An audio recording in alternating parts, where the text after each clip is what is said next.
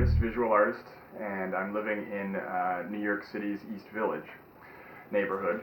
And I came to New York about 20 years ago, and I came from upstate New York, a small town called Port Jervis. Is where I was raised. I was born in Pennsylvania, raised on the border of Pennsylvania. It's about 2 hours upstate New York. And my high school art teacher had realized that I was interested in art, and I was like the only student interested in art in my whole high school. So he gave me a lot of attention. He bought me my first set of oil paints, and exposed me to a lot of different types of the old master artists and stuff, and encouraged me to copy them. Artists like Velázquez and Caravaggio. I got into American artist Thomas Eakins. When I came to New York, I heard about this college called the School of Visual Arts, and I enrolled and got my undergrad degree there. I was an illustration major because that's where the better figurative artists were. But I also took a lot of fine arts classes, so I learned a lot about the contemporary art world here in New York, and I'm definitely interested in the gallery world. So I studied figurative work. We were working from live models. But when I came to the city 20 years ago, I also was coming out as a gay man, and I was always taught you should paint what you know. So I decided, I know gay men, I should try to show my community of gay men. So that's what I've been doing. I've been painting friends. A lot of my early work in the early '90s had a lot to do with HIV, so I had been losing a lot of friends at the time, and some loss and bereavement and activism were definitely a part of my earlier work. But then I kind of realized just sort of, just depicting my community and showing gay men is kind of more the angle I want to go to. And it also, I think through the years too, some of the political stuff has kind of gone by the wayside, and just sexiness is kind of what I'm after. The men that I've been painting are generally men that I'm kind of close to. I think they're a little bit sexy, and some of them are very special to me, like they have given me something, or been there at a very difficult time in my life.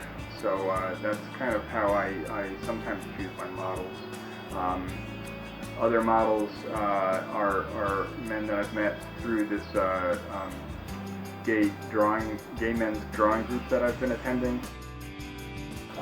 When I do a painting, it's generally something that I've done. I've taken photos. I rarely work from photos that I don't myself take. I like to set up a photo shoot with a model and work from photos that I took. And I usually try to light them in kind of an old masterish way if possible.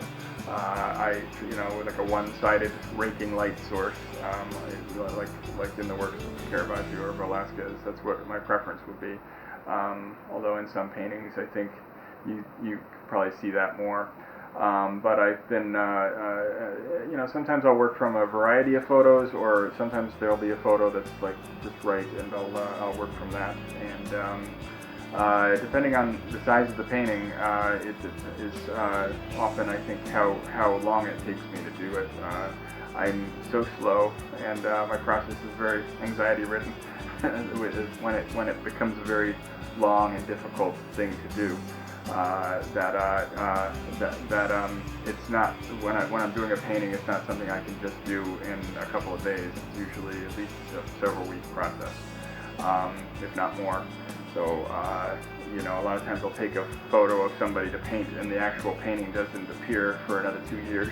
which is a terrible concept when I think about it. But you know, if it's a good image that sticks with me, the painting will happen eventually.